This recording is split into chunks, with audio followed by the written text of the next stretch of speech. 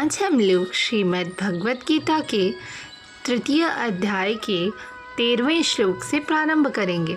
पिछली वीडियोस में हमने 12वें श्लोक तक खत्म कर लिया था, जिसमें हम देख रहे थे कि भगवान बता रहे थे कि जीवन की अलग अलग आवश्यकताओं के लिए अलग अलग देवता हैं जो यज्ञ संपन्न होने पर प्रसन्न होते हैं और सारी आवश्यकताएं पूर्ण करते हैं।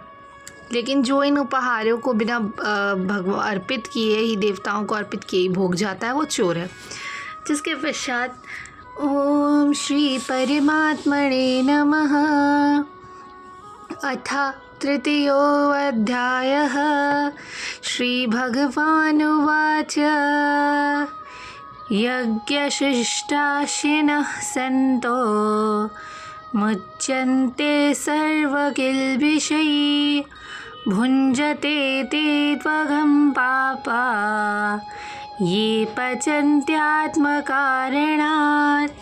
भगवान के भक्त सभी प्रकार के पापों से मुक्त हो जाते हैं, क्योंकि वे यज्ञ में अर्पित किए भोजन प्रसाद को ही खाते हैं। अन्य लोग जो अपने इंद्रिय सुख के लिए भोजन बनाते हैं वे निश्चय रूप से पाप खाते हैं। भगवत भक्तों या फिर कृष्ण भावनामृत पुरुषों को संत कहा जाता है। वो हमेशा भगवत प्रेम में निमग्न रहते हैं, जैसा कि ब्रह्म संहिता में कहा गया है, प्रेमांजनच्छुरित भक्ति विलोचनेन संतः सदैव हृदयेषु विलोकयन्ति। संतगण श्री भगवान गोविंद समस्त आनंद के दाता या मुकुंद मुक्ति के दाता या कृष्ण सबों को आकृष्ट करने वाला पुरुष के प्रगाढ़ प्रेम में मग्न रहने के कारण कोई भी वस्तु परम पुरुष को अर्पित किए बिना ग्रहण नहीं करते। इसलिए ऐसे भक्त पृथक पृथक भक्ति साधनों के द्वारा श्रवण कीर्तन स्मरण अर्चन आदि के द्वारा यज्ञ करते रहते हैं, जिससे वो संसार की संपूर्ण पापमय संगति के कलमश से दूर हो जाते हैं। अन्य लोग जो अपने लिए या इंद्र तृप्ति के लिए खाना बनाते हैं वो सिर्फ चोर ही नहीं है, बल्कि वो लोग बहुत तरह से पाप भी खा रहे हैं। जो व्यक्ति चोर तथा पापी दोनों ही है वो भला सुखी कैसे रह सकता है? संभव ही नहीं है। इसलिए सभी प्रकार के सुखी रहने वाले के लिए मनुष्यों को पूर्ण कृष्ण भावनामृत में संकीर्तन यज्ञ करने की सरल विधि बताई गई, वरना संसार में शांति या सुख नहीं प्राप्त हो सकता। जिसके पश्चात अन्नाद् भवति भूतानि पर्जन्यादन्न संभवः यज्ञाद् भवति पर्जन्यो यज्ञः कर्म समुद्भवः। सारे प्राणी अन्न पर आश्रित हैं। जो वर्षा से उत्पन्न होती है, वर्षा यज्ञ संपन्न करने से होती है और यज्ञ नियत कर्मों से उत्पन्न होता है। भगवत गीता के महान टीकाकार श्रील बलदेव विद्याभूषण इस प्रकार लिखते हैं, ये इंद्राद्यंगतयावस्थितं यज्ञं सर्वेश्वरं विष्णुम् अभ्यर्च्य तच्छेषमश्नन्ति तेन तद्देहयात्रां सम्पादयन्ति ते सन्तः सर्वेश्वरस्य यज्ञपुरुषस्य भक्ताः सर्वकिल्बिषैरनादिकालावृद्धेर् आत्मानुभवप्रतिबन्धकैर्निखलैः पापैः विमुच्यन्ते। परमेश्वर जो यज्ञ पुरुष अथवा समस्त यज्ञों के भोक्ता कहलाते हैं, सभी देवताओं के स्वामी हैं। और जिस प्रकार शरीर के अंग पूरे शरीर की सेवा करते हैं, उसी तरह सारे देवता उनकी सेवा करते हैं।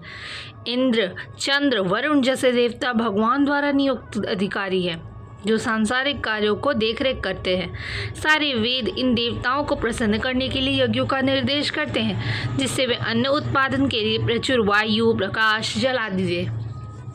जब श्री कृष्ण की पूजा की जाती है तो उनके अंग स्वरूप देवताओं की भी स्वतः ही पूजा हो जाती है। इसलिए देवताओं की अलग से पूजा करने की कोई ज़रूरत नहीं रह जाती। इसी हेतु कृष्ण भावना भावित भगवत भक्त सर्वप्रथम कृष्ण को भोजन अर्पित करता है, तभी खाता है। ये ऐसी विधि है जिससे शरीर का आध्यात्मिक पोषण होता है। ऐसा करने से न केवल शरीर के विगत पापमय कर्म फल नष्ट हो जाते हैं, अपितु शरीर प्रकृति के समस्त कल्मशों से निरापद हो जाता है। जब कोई छूत का रोग फैलता है तो इसके आक्रमण से बचने के लिए रोगाणुरोधी टीका लगाया जाता है। इसी तरह भगवान विष्णु को अर्पित करके ग्रहण किए जाने वाला भोजन हमें भौतिक से निरापद कर बनाता है और जो इस विधि का अभ्यस्त है वह भगवत भक्त कहलाता है। इसलिए कृष्ण भावना भावित व्यक्ति जो केवल कृष्ण को अर्पित किया गया भोजन करता है वो इन समस्त विगत भौतिक दूषणों के फलों का सामना करने में समर्थ होता है जो आत्म साक्षात्कार के मार्ग में बाधक बनते हैं। इसके विपरीत जो ऐसा नहीं करते वो पापपूर्ण कर्म को बढ़ावा कर देते हैं जिससे सारे पाप फलों को भोगना ही पड़ता है और अगला शरीर कुकरों सुकरों के समान मिलता है। ये भौतिक जगत नाना प्रकार के कल्मशों से पूर्ण है और जो भगवान के प्रसाद ग्रहण करके निरापद हो लेता है वो आक्रमण से बच जाता है, जो ऐसा नहीं करता वो नहीं बच पाता। अन्न या शाक वास्तव में खाद्य है। मनुष्य अलग अलग प्रकार के अन्न, शाक, फल वगैरह वगैरह खाते हैं जबकि पशु इन पदार्थों के उच्छिष्ट को खाते हैं। जो मनुष्य मांस खाने का अभ्यस्त है उन्हें भी शाक के उत्पादन पर निर्भर ही रहना पड़ता है क्योंकि पशु शाक ही खाते हैं। इसलिए हमें अंततः गत्वा खेतों के उत्पादन पर ही आश्रित रहना है, बड़ी बड़ी फैक्ट्रियों का उत्पादन पर नहीं। खेतों का यह उत्पादन आकाश से होता है और ये देवता भगवान के दास हैं जो ऐसा करते हैं। भगवान को यज्ञों के द्वारा संतुष्ट रखा जाता है। जो इन यज्ञों को संपन्न नहीं करता उसे अभाव का सामना करना पड़ता है और यही प्रकृति का नियम है। इसलिए भोजन के अभाव से बचने के लिए यज्ञ और विशेष रूप से इस युग के लिए संस्तुत संकीर्तन यज्ञ संपन्न करना चाहिए।